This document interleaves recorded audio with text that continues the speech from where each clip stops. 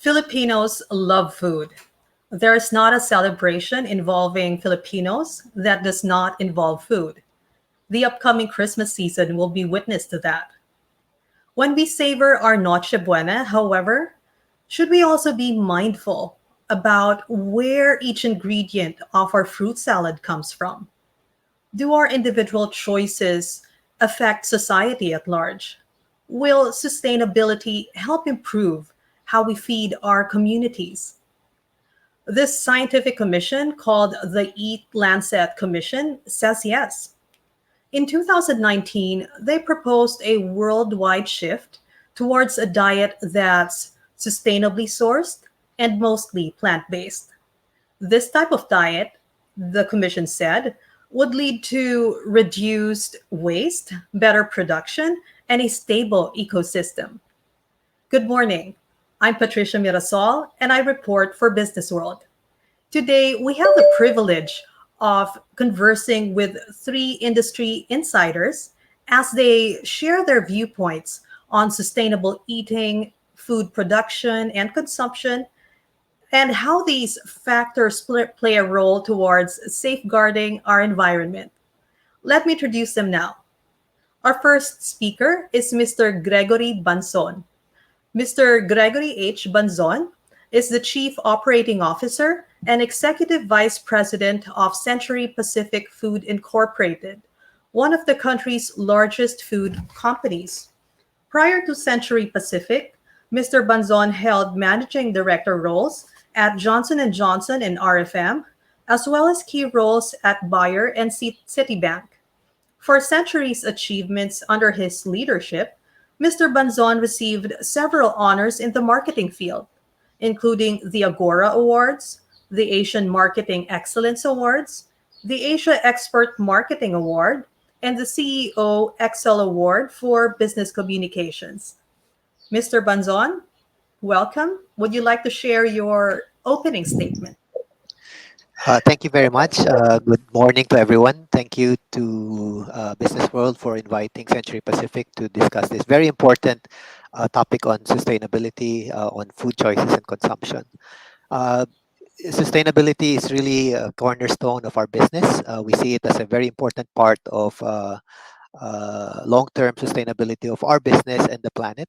In consideration of what you just cited, that Eat Lancet report, for example, that cited that by 2050, global population will be somewhere around 10 billion. So not all of the livestock and the existing traditional methods of food production and consumption will be able to sustainably feed that size of our global population.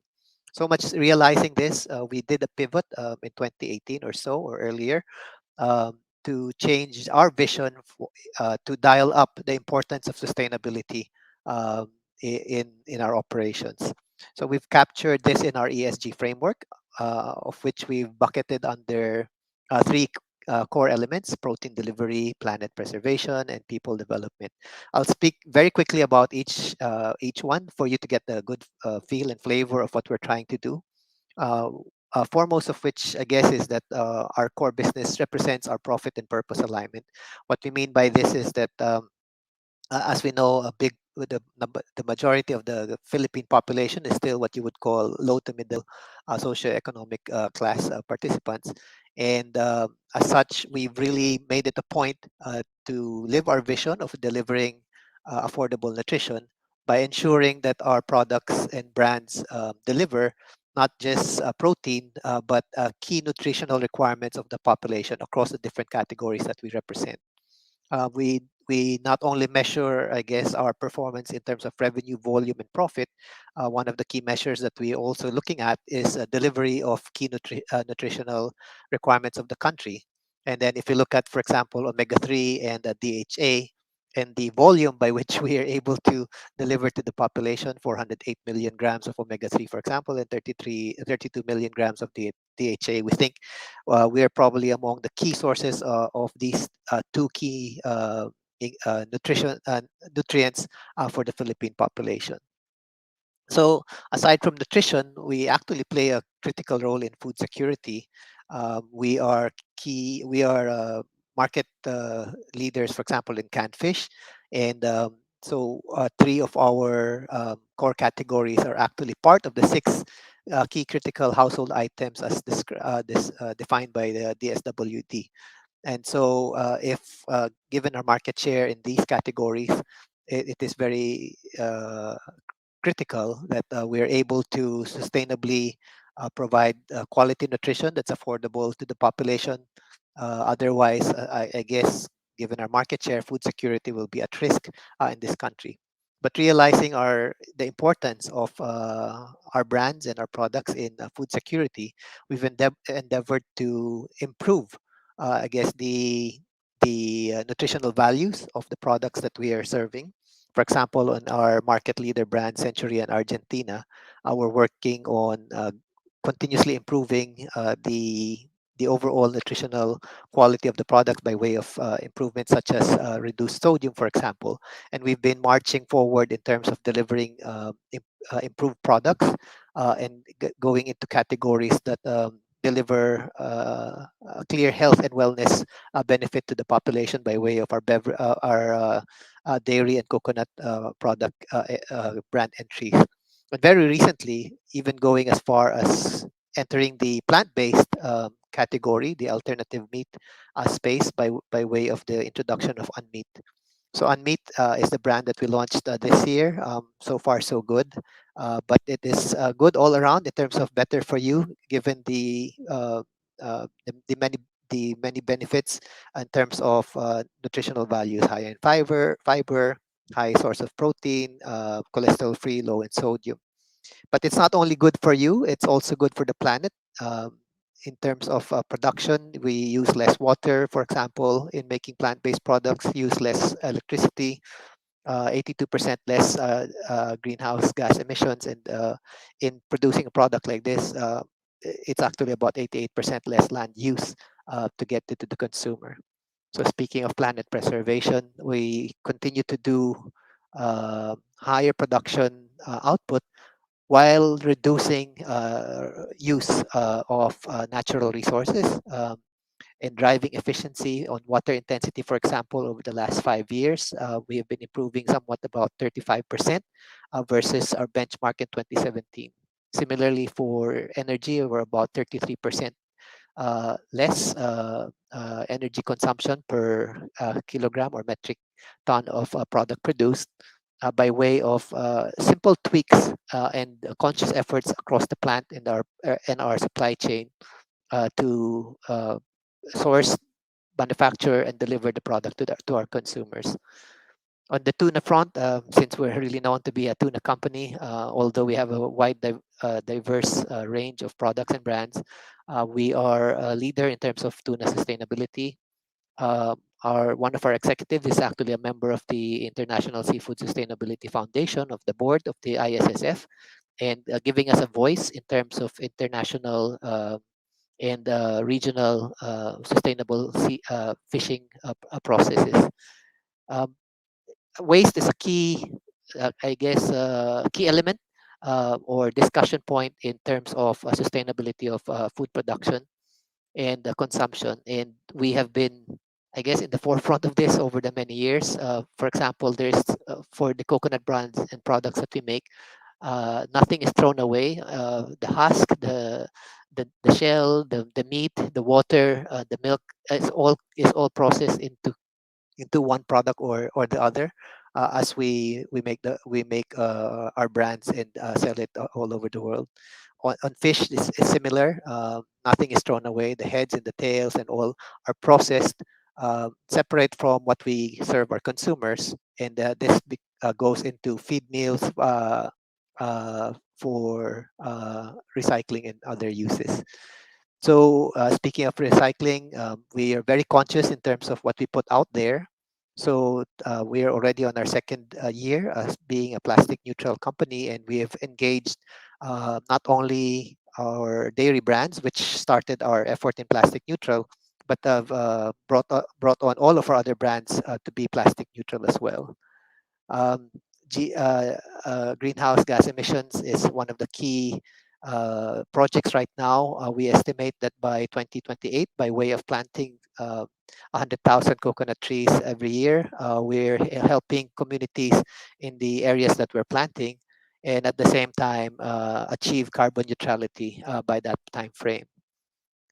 So this is what enables us to do all of this is really our people development programs, not only within and out, but as well as outside the company. We have a key effort in terms of diversity and inclusiveness. All of our plant manufacturer heads are actually female. Several of the executives and managers are female at different levels. Uh, we do develop local communities by way of local sourcing. As much as about 54% of our materials are locally sourced. And then we continue giving back to the community by way of our feeding program, initiated by our chairman emeritus and founder, Ricardo Espo, some 10 years back.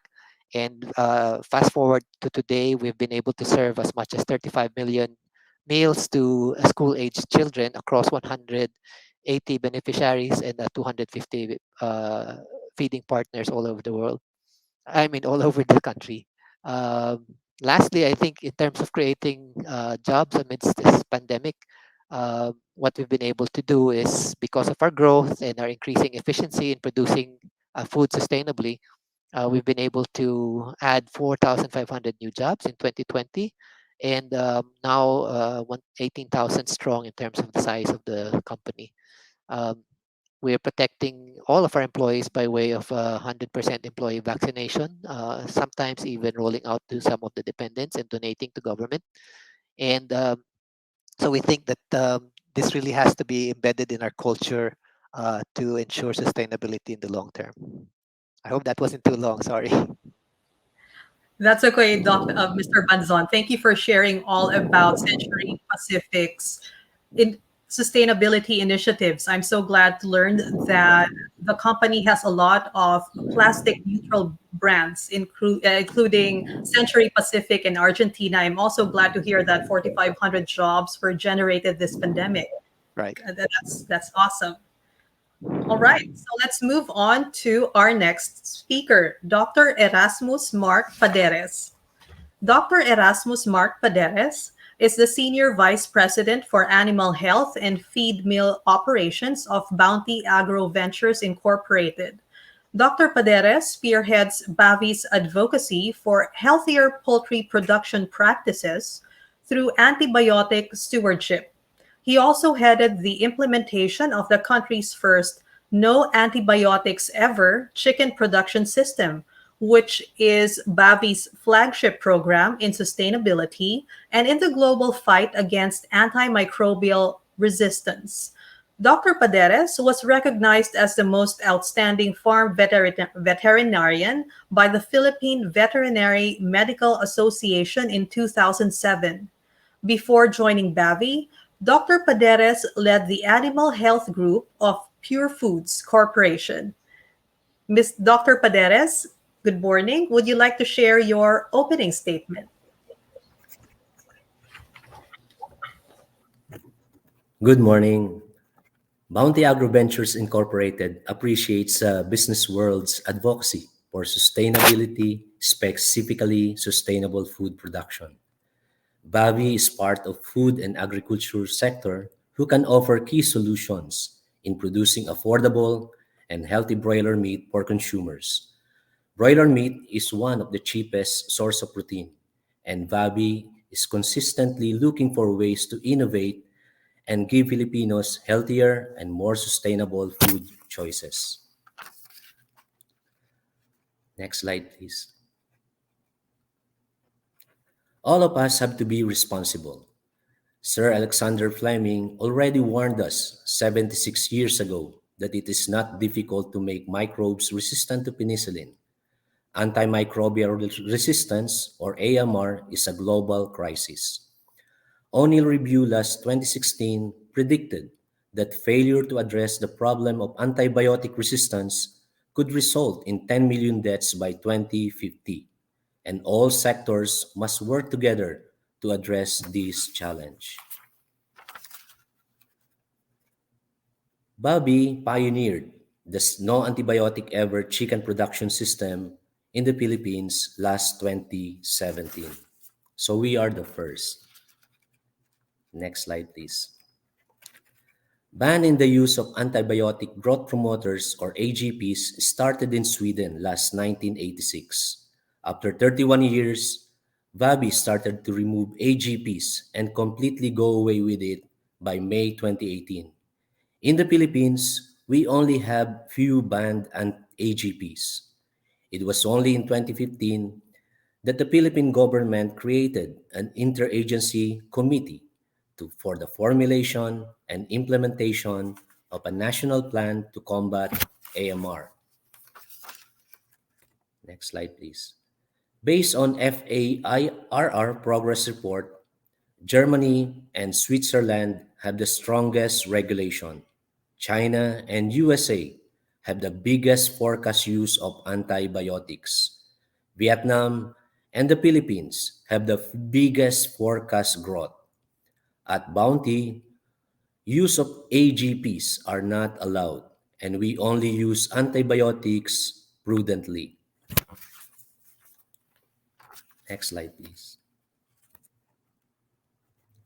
Bavi has been reducing use of antibiotics over the years to combat AMR. We started our journey to no antibiotic ever production last 2017, and we were able to cut use of antibiotics by 84%.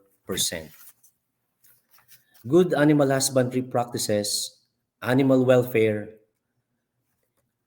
hazard analysis, and critical control points, and prudent use of antimicrobials are very important for responsible and sustainable food production. Feed is food. Bavi invests in modern broiler housing or climate-controlled system to optimize production and improve feed efficiency. These houses are also strong enough to withstand strong typhoon because before, when most of the farms are open-sided or conventional housing, our country is frequently visited by typhoons, and all the investment and food that's supposed to be produced from our chickens are all devastated. Next slide, please. We encourage use of we encourage our contract growers and toll partners to invest in renewable energy sources. And by doing so, we are cutting consumption by up to 50%. Next slide, please. And for climate action, we invest in the use of feed enzymes. This is to improve digestibility of feed raw materials. One of the enzymes that we are using is phytase. And by superdosing, we are able to reduce our usage of rock phosphates and reduce phosphorus excretion in the environment. And my last slide. And thank you, Business World, for allowing me to share our practices at Bounty that will help influence the industry to follow. Good morning. Thank you, Dr. Paderes, for sharing about Bavi's initiatives. I'm so glad to hear that Bavi was able to cut back antibiotic use by 84% since it started its no antibiotic ever chicken production program in 2017. I'd love to hear more about that production system later on. In the meantime, let me move on to our third speaker. Our third speaker is Miss Arlene Tan Bantoto. Miss Arlene Tan Bantoto has been the head of corporate affairs, communications, and sustainability of Nestle Philippines since September last year. In this capacity, she spearheads public affairs, including government and industry relations, as well as corporate communications of the company. She also leads the sustainability and creating shared value initiatives of Nestle Philippines. Prior to this appointment, Ms. Tan Bantoto was the business unit head of Nestle Infant Nutrition in the country. She also previously managed the Nestle Health Science business and was the Chief Innovation Officer for the company in the Philippines. Ms. Bantoto, welcome. And would you like to share your opening statement? Hi, good morning, mga kasambuhay for sustainability. Thank you, Business World, for this timely discussion on sustainable food choices and consumption. So, sustainability is commonly defined as meeting our own needs without compromising the ability of future generations to meet their own needs. It involves environmental, social, and economic dimensions. Our Nestle Global CEO Mark Schneider said, and I quote, "When you look at sustainability concerns among our young consumers today, it's off the charts. I mean, this is a major issue, and it influences purchasing decisions. If you win their hearts and minds, this is the future growth of the business and basic rule number one in consumer goods marketing and food and beverage marketing is never ever lose the younger generation. Not only will they come into prime earning and consuming years, they're also the role model for other generations on what to do. So increasingly, consumers, in particular the youth between 14 to 24 years old, are not just looking for food choices that are nutritious, delicious, and affordable. They are starting to consider sustainability from responsibly growing crops to using healthier ingredients to properly disposing of post-consumer waste, especially plastic. At Nestle Philippines, driving sustainability means we look at the entire supply chain process. We aim to ensure that we provide our consumers with nutritious, delicious, and healthier options that are grown and produced responsibly. We also pioneered initiatives to take responsibility for post consumer waste. Therefore, our approach goes beyond farm to table and is truly end to end. So, let me share briefly how we do it. Let's start with our farmers where we get our produce. Did you know that we are the country's leading buyer of Robusta coffee? Through our Nescafe plan, we teach coffee farmers suitable agricultural practices that make an economic contribution by increasing their production and income while uplifting their quality of life. This includes regenerative agriculture, that's composting, intercropping, agroforestry, and livestock integration. We believe that when we take care of the soil, it will give us healthy and plentiful food. And when we improve product quality by training farmers, we help improve yield. So from the farm, now let's talk about our products. So consumers now favor food produced in a more sustainable manner that deliver health as well. And so we continuously improve our products through micronutrient fortification and the reduction of sugar. In 2020 alone, we produced 25 billion servings of fortified products. This is made possible through different partnerships like our Nestle Research in Switzerland and the Food and Nutrition Research Institute to address iron deficiency anemia. At the same time, we have reduced sugar in Milo and in our 5 plus growing up milks. And now we have Milo zero sugar ready to drink, and Milo with less than 1 gram sugar. So after fortification, consumers are also becoming more aware of sustainable food choices. That is why I'm very excited to share with all of you, you get first dibs, that we are pursuing plant-based options in the Philippines through our Harvest Gourmet portfolio. Harvest Gourmet provides a range of vegan and vegetarian options, especially for out-of-home consumption. So it offers delicious plant-based dishes, so please watch out for that. Now let's talk about post-consumer waste. So after the farm, after fortifying our products, reducing sugar and introducing plant-based products, what do we do with post-consumer waste? What happens after the product is used? Because surely it's part of the whole sustainability program. So I'm pleased to share with all of you that Nestle is the first FMCG to have achieved 1 year of plastic neutrality in the Philippines last August 2020. Last August 2021, meaning from 2020 to 2021. This means we have collected the equivalent amount of plastic that we put out in the market. Nestle Philippines collected 27 million kilos of plastic waste from the environment and diverted them from landfills and oceans. And we commit to doing this forward. Additionally, we are advocating a legislated extended producer responsibility, or what we call the EPR scheme, in the country, whereby producers and importers will assume responsibility for the disposal of plastic waste with the aim of minimizing it. So that encapsulates our end to end sustainability actions in the company. But it doesn't stop there. In our efforts to encourage the right consumer behavior, at Nestle Philippines, we are helping educate children, parents, and even teachers on the value of nutrition, health, and wellness with our partnership with the Department of Education. Through our Nestle Wellness Campus online learning modules, we are reaching 10 million students from grades 1 to 10 in more than 20,000 public schools nationwide.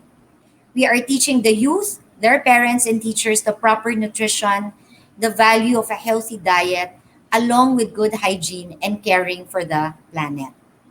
So, in closing, we are committed to making sustainable and healthier food choices accessible to Filipino and will continue to promote responsible consumption for the people, for the health of the people and the environment. We will do so by helping to generate knowledge and understanding and by educating consumers. As a global leader in food and beverage, we will champion the pursuit of sustainable food choices and consumption. We don't have all the answers and solutions today. And that is why we look forward to finding the solutions together. In fact, just a few minutes ago, we launched the Climathon, the Climate Hackathon with Climate Change Commission. So it's a groundbreaking partnership with Nestle Philippines where we engage the youth to submit their proposals on how to help Mother Earth. So we are deeply committed for the long term of our effects in this space and for the sake of our children and planet. Maraming salamat kasambuhay. Thank you very much, Ms. Pantoco, for sharing about Nestle's end-to-end and long-term sustainability actions. I'm glad to hear that about the Nestle Wellness Camp and how it's promoting health among the youth. Welcome again to all our speakers, and thank you for joining us this morning. Let's begin the conversation with a question on global food loss and food waste. How critical are the issues of food loss and food waste? And how can sustainability help address these issues?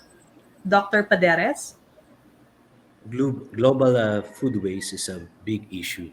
But for the Philippines, food waste is not yet, the data is not yet complete. Mhm. But for us at Bounty, what we do is to produce food responsibly and Mhm. to reduce the usage of feed raw material because we are importing and using a lot of feed raw material like soybean, uh, wheat, corn, and other raw material. And by using enzymes that will help improve digestibility, the use of this feed raw material that needs additional acreage of land will be Mhm. reduced. That's our way of helping the environment by if we will use more soybean meal, then that means more deforestation, especially in South America, because more forests will be cut down to allow plantation of soybean meal. And that in itself will help us use this raw material more efficiently. Thank you. Thank you for that, Dr. Paderes. I wonder if the enzymes you mentioned is at an industry standard, or is this just something that Bavi uses? There are a lot of enzymes available, feed enzymes, but there are novel enzymes, and it's on a way how to use it. There are techniques and application on how can you use this enzyme more effectively. Some are using, some are not. Okay, all right. Thank you for that. Talking about the environment, since Dr. Paderes mentioned it, healthy eating that, yeah, healthy eating that's sustainably sourced is good for the health of people, but it's also good for the environment because it helps protect against environmental degradation. But as a country, what are the first steps that we need to employ first before we could achieve healthy eating in a massive scale? Mr. Banzon? Yes. So I think we have to look back at that Eat Lancet document that presented, I guess, the problem on a global scale, and they were talking about at least maybe about 1/8 of the global population lacking sufficient food, and even a higher percentage not being able uh, to get quality diets. Moreover, the prescription there was, if I remember right. Uh, People need to double up in terms of the consumption of healthy food such as fruit and vegetables, nuts and legumes, but at the same time cut unhealthy food such as junk food and sugar added sugar components of the food. So, but you need to look at it in the context of our country in the Philippines, where a big majority of the population continue to be, like at the base of the socioeconomic pyramid. So I think we need to balance that long-term view of and need of the global population um, with our own situation, as you mentioned. And I think Mhm. key to that would be first and foremost is really providing affordable nutrition, but making base nutrition. It doesn't mean that because it's affordable, it is low in terms of nutritional values. So Mhm. that's key. As food companies, we need to be able to do uh, more and better for the consumer by way of enhancing the nutritional value of our products, but keeping them affordable. Now, to do this, I think really has to be private sector and the government interaction and partnership to look at ways by which we can incentivize, for example, companies that Mhm. produce healthier and healthier, better for you and better for the planet products. Um, Mhm. really going granular in terms of the logistical requirements to drive maybe the efficiency of farm to table access and having a long term view, I guess, of the requirements of food and looking at ways by which we can optimize everything that we harvest from the earth and producing this in a more efficient way, as I mentioned earlier. For example, in our case, 35% reduction in water intensity and energy intensity in our process while enhancing our productivity and overall output. And then um, really harnessing everything that we can get from the products that we, as I mentioned, harvest. I'm not so sure if I articulated it well enough earlier, but when we process fish, for example, so after Mhm. getting the loins of the fish, there are of course parts of the fish that becomes unusable in consumer form. So the heads, the tails, the guts, the bones, etc. None of this is actually thrown away. We process the oil and it becomes fish oil and it's exported to major companies all over the world that manufacture fish oil either as a product or as an ingredient. And the rest is actually processed as protein and added into animal feeds. It's sent to feed mills and processed Mhm. as protein and nutrients for uh, animal consumption. And this is a healthier form of feeds for our, let's say, our livestock industry. So it's those practices, I guess, that need to be put in place so that waste is minimized, efficiencies are enhanced, and overall, I guess, quality of food is actually made more affordable. Okay. Thank you for that, Dr. Banzon. Oh, oh, Mr. you just Banzon. promoted me. Okay, thank you. Yeah, yeah. Sorry about that. So I'm glad to hear that Century Pacific does not have food loss in its food production system. What I'm hearing also is that it's ideal to have a shorter supply chain for things to be more sustainable. Right, and incentivize, I guess, companies that are really working towards one, providing better for you, better for the planet products, and like what Century Pacific and Nestle and Bavi are uh, doing their share in terms of nutrition education, because you need to start now, um, educating kids in terms of healthier products and being conscious about waste. And then if as a company you are doing your share, plastic neutrality, optimizing output for everything that we manufacture, and kids see this, it becomes ingrained and part of their practice.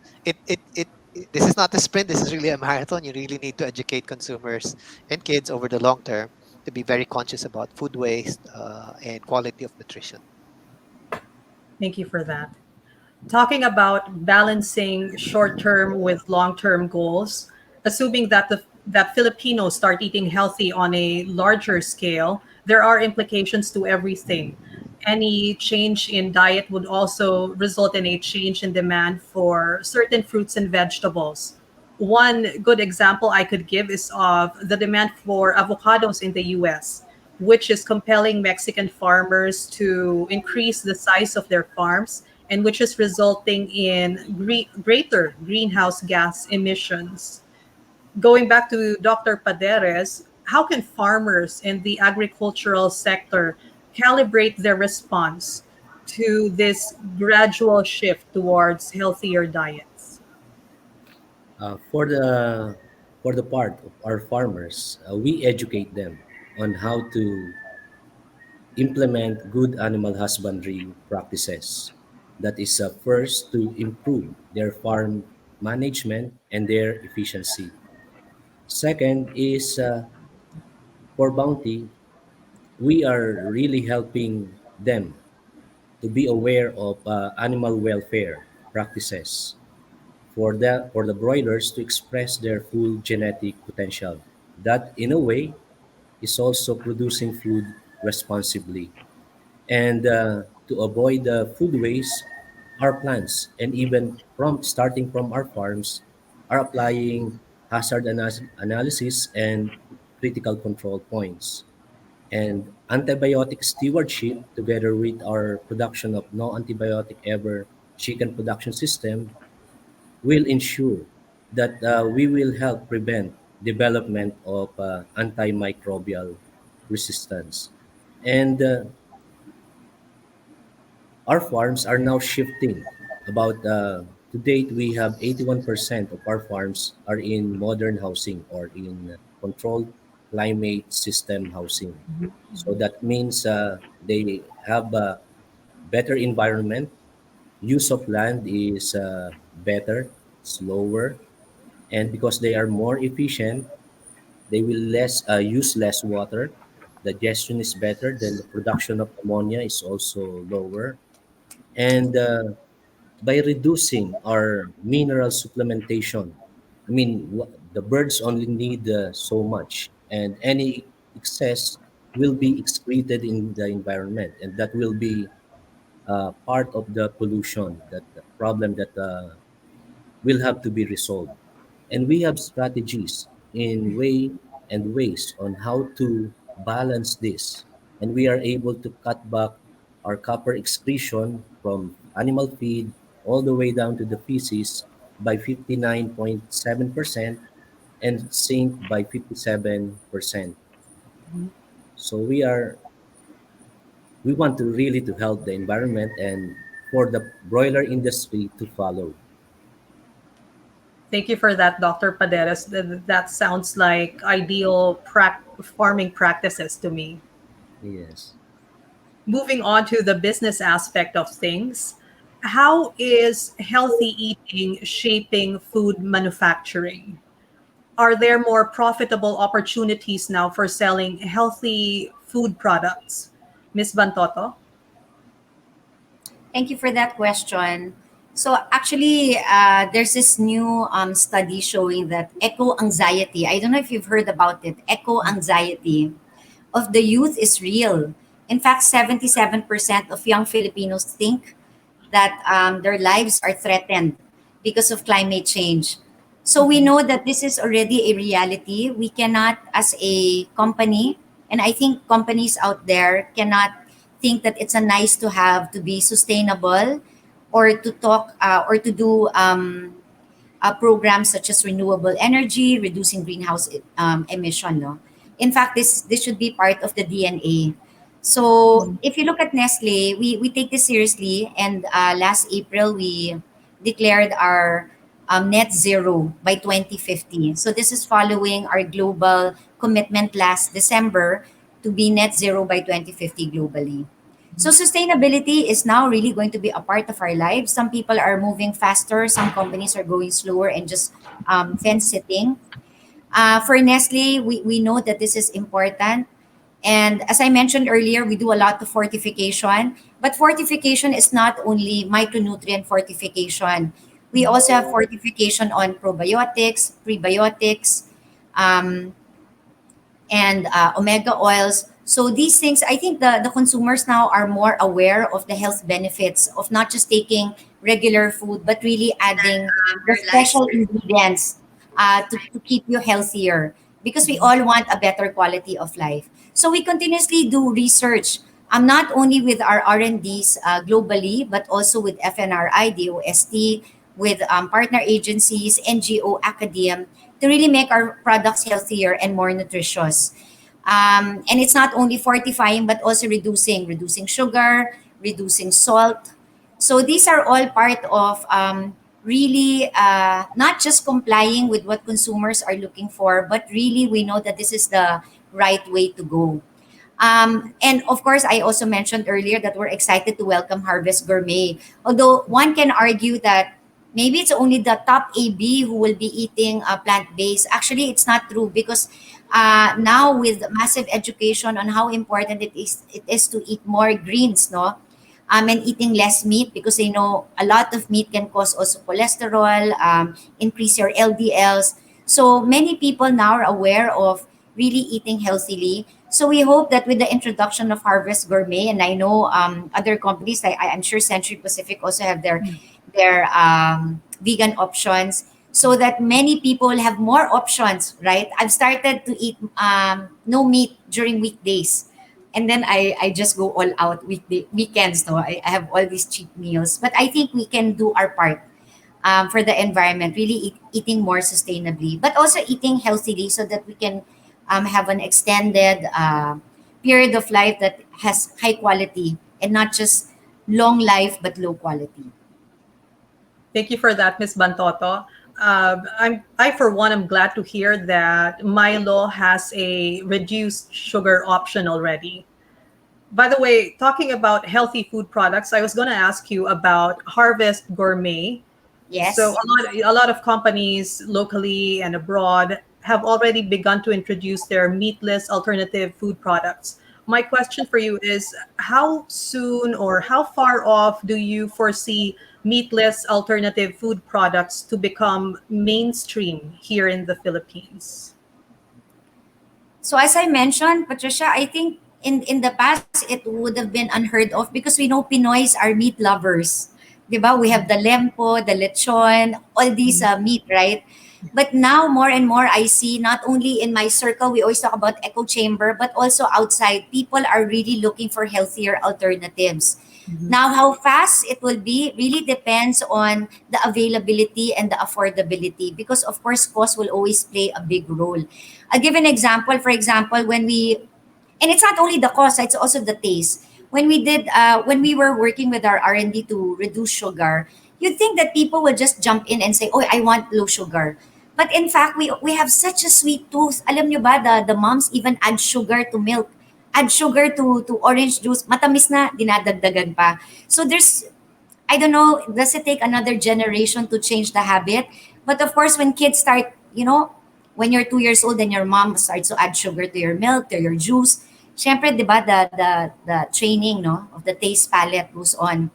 And it takes a while also the mindset to say, okay, I want to live a healthier life, because I know it's not good to keep on adding sugar. So you have the education part, you have the availability of products, and then you have the cost factor and the taste factor. So it's very challenging for us in the private sector to really balance all four. But I'm sure it will happen soon, because now we really have more and more alternatives. We're seeing a That's encouraging very to hear. strong pickup. Just to add, we're seeing a very strong pickup with our unmeat brand. So we launched it in Feb, and so we've been able to penetrate already a lot of food service opportunities for unmeat, and but gauging by the response of these food service customers to the brand.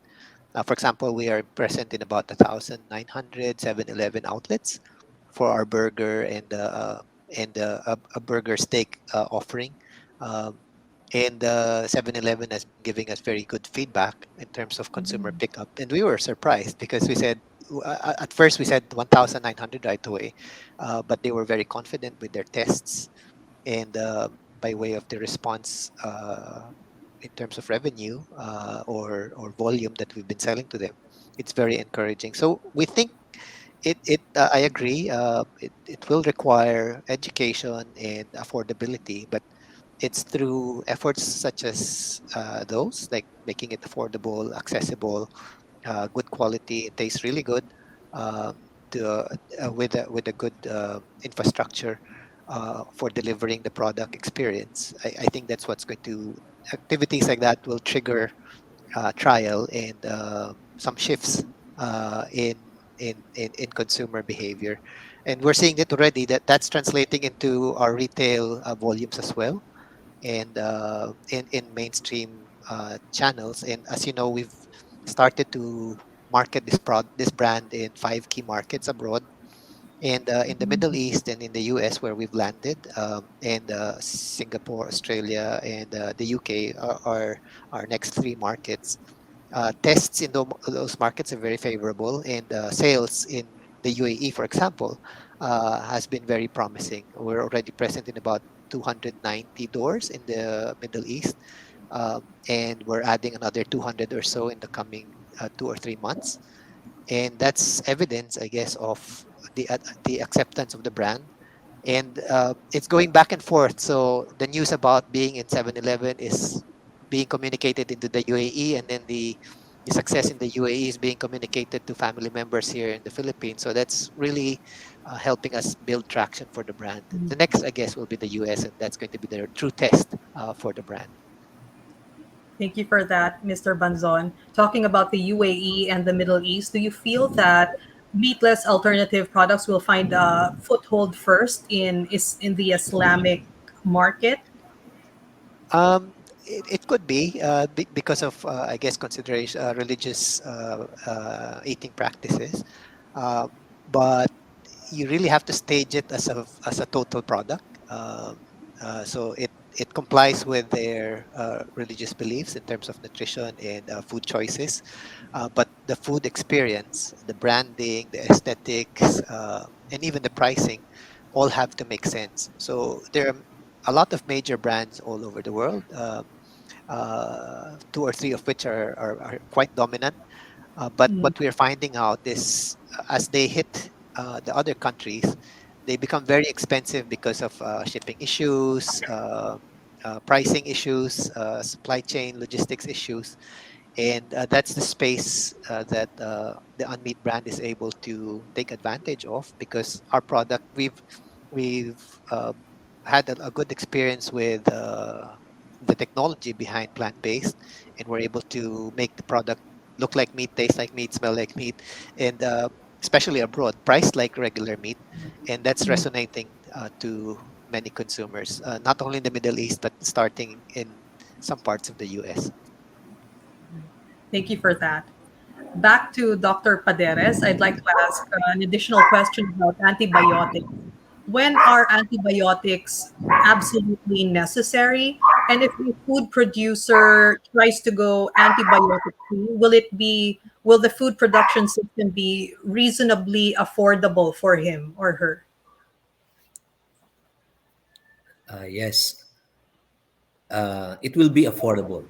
That's our aim, to produce affordable and healthier food choices. And all our products that goes to Chooks to Go, including roasters, Nice. and our branded products are served with no antibiotic ever chicken production. We only use antibiotics prudently. That is when The flock or the broilers have bacterial diseases, which we, our veterinarians, diagnose. If it's due to bacterial disease, then we will have to use antibiotics. And our veterinarians are using prescriptions to monitor and to track its usage and to monitor its effect. And we also follow proper withdrawal period to ensure that all the treated birds from farms that were affected by disease will not go to the consumer with antibiotic residue. And those products we go goes to our unbranded market segment, because in live operation in broiler farming, uh, there will always be an exception. Some farms will have bacterial disease, and we have to treat them for animal welfare. But as shown in my slide, our antibiotic use was already cut by 84% since we started our antibiotic stewardship and no antibiotic ever chicken production system. Our aim is not to produce to not to use antibiotics anymore. That would be impossible. Antibiotics is necessary to treat bacterial diseases, but it should be used responsibly and prudently, because as predicted by O'Neill Review, by year 2050, it will cause 10 million deaths. So that's around a person dying every 3 seconds. So we want to be part that of that to help combat AMR, or antimicrobial resistance.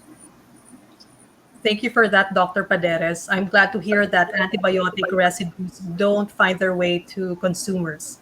And Yes, we I'm glad ensure to that. hear that also Bavi supplies to Chooks to Go, which is a great brand, by the way.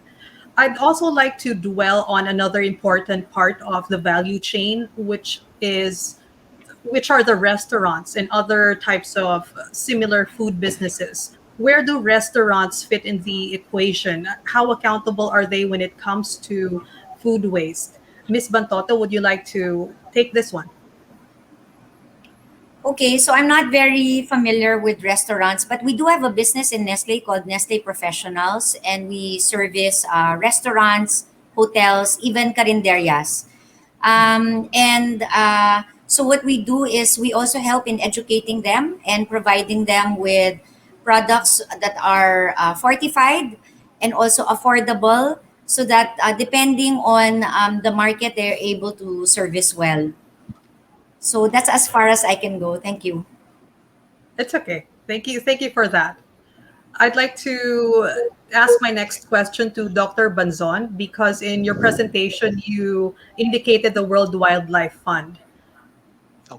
But my question is about sustainably sourced products because, according to the World Wildlife Fund, sustainably sourced products is in demand abroad, but not so much here in the Philippines. For instance, a lot of the tuna that's sustainably fished in Mindoro finds its way to European markets and not so much in local markets. How can sustainably sourced products be marketed to appeal to Filipinos? Yeah, so I think it still boils down to consumer education.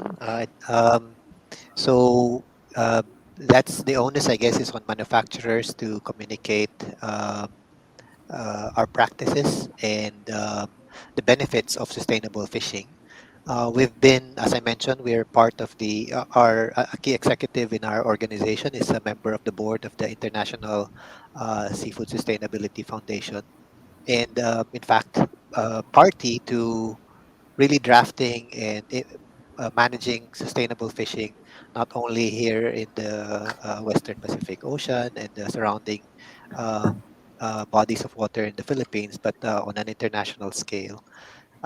We've actually uh, put on our label our sustainable fishing, I guess, credentials, and gradually and progressively been communicating our the benefits of sustainable fishing and the role that companies play in ensuring sustainability of, I guess, the our aquatic resources here in the Philippines and globally. So, like anything, I mentioned earlier, nutrition, education. I think that's another part. We are pioneers in being members of the Earth Island Institute, being dolphin safe, and at the same time, all of our catch actually has to be certified. We don't buy from uncertified fishing yields, and to ensure that everything that goes into a can of century tuna, for example, is sustainable and marketable not only here in the Philippines but internationally. It's actually more appreciated. The brand is present in 80 countries all over the world, and we find that it's the sustainability credentials are more appreciated abroad than it is here. We're looking at ways by which we can put maybe barcodes and QR codes on our cans that will enable consumers to scan and understand where the fish came from. So that's like some of the stuff that we're working on.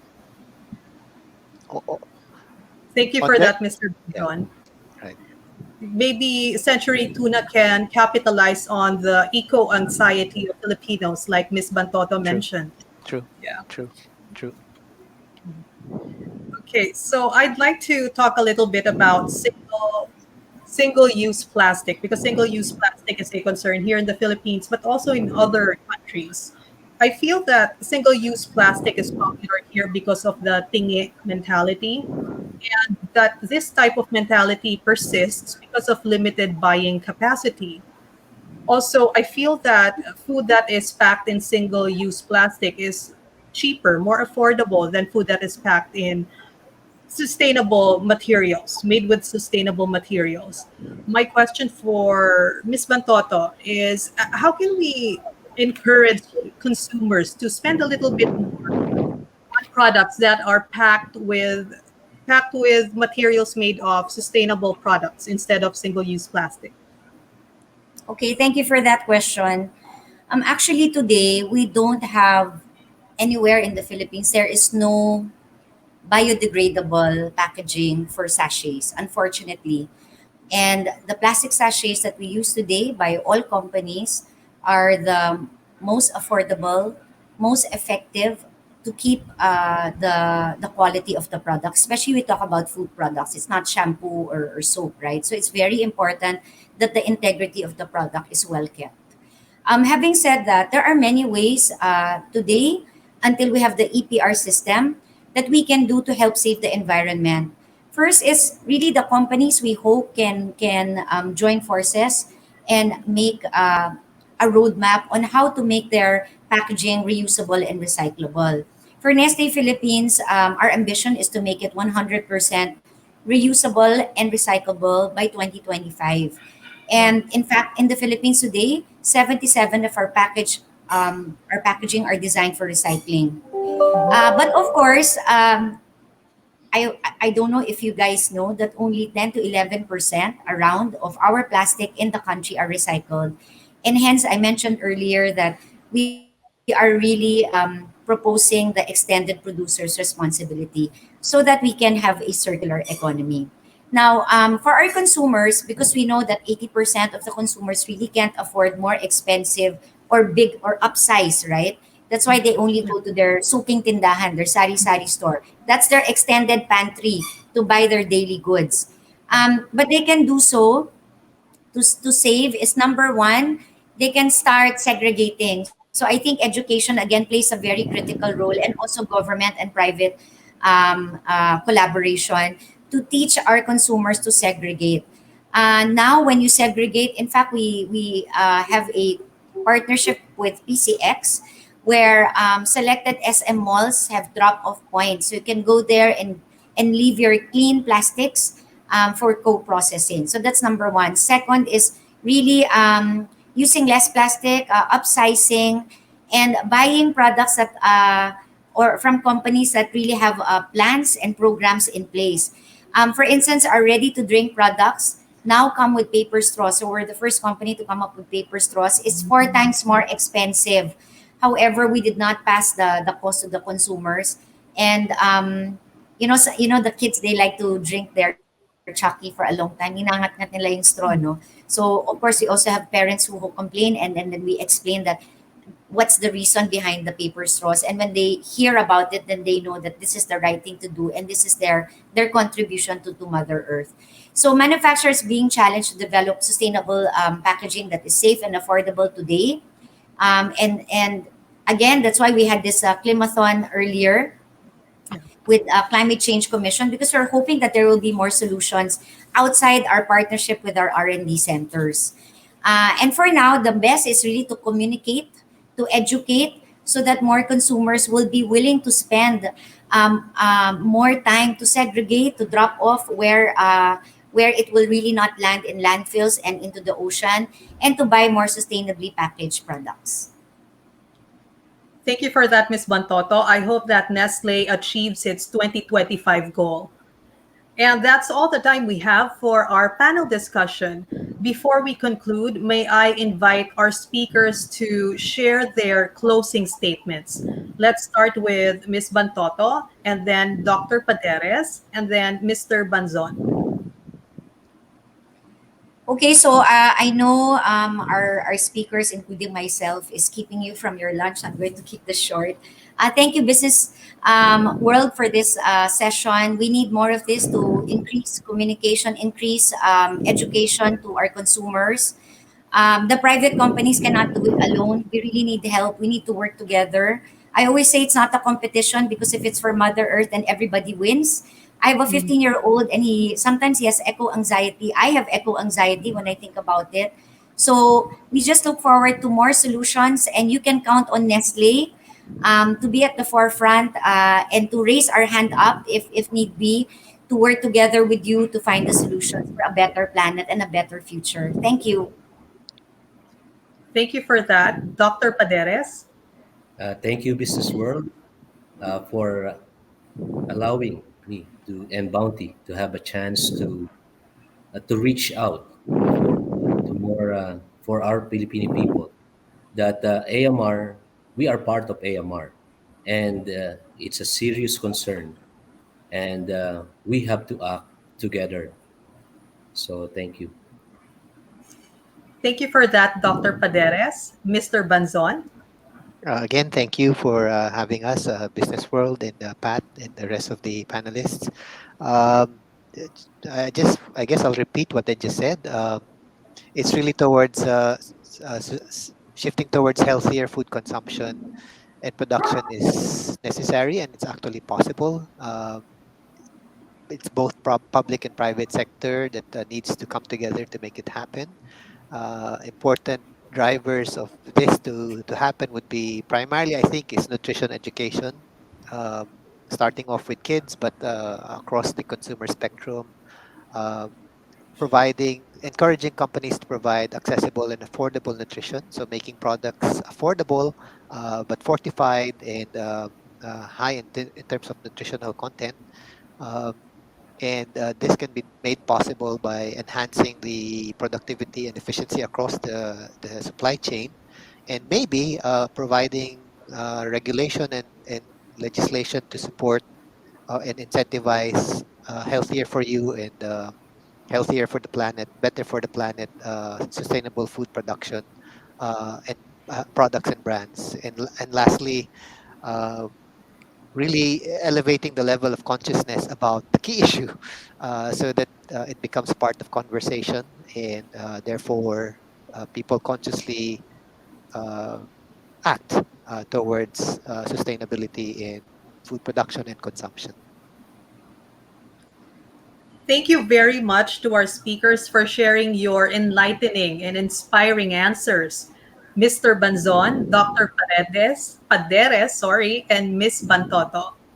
Much gratitude also to the SM Foundation for making this series possible, as well as to our partner organizations, the British Chamber of Commerce of the Philippines, the Management Association of the Philippines, the Philippine Chamber of Commerce and Industry, and our media partner, the Philippine Star.